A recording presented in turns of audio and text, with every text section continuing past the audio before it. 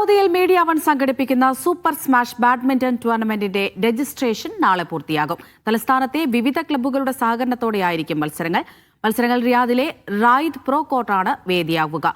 December 11, 12 തീയതികളിലായാണ് മത്സരം. Sri Lanka, Philippines, Pakistan തുടങ്ങി വിവിധ രാജ്യങ്ങളിലെ കളിക്കാർ കളത്തിലിറങ്ങും.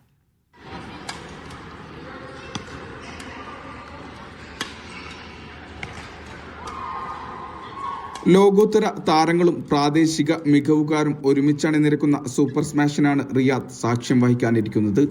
ഇതിനായുള്ള രജിസ്ട്രേഷൻ നാളെ അവസാനിക്കും. റിയാദിലെ റായിദ് പ്രോ കോർട്ടാണ് മത്സരത്തിന്റെ വേദി. ഒരാൾക്ക് 3 കാറ്റഗറികളിൽ വരെ മത്സരിക്കാം.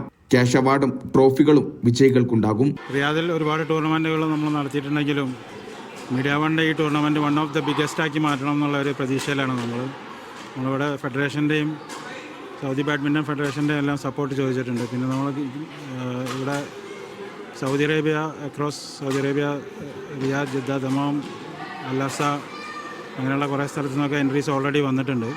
ഒരു 500 എൻട്രീസാണ് നമ്മൾ എക്സ്പെക്റ്റ് ചെയ്യുന്നത്. അതിനുള്ള ഫെസിലിറ്റി നമ്മൾ സെറ്റ് ചെയ്ത് വരികയാണ്.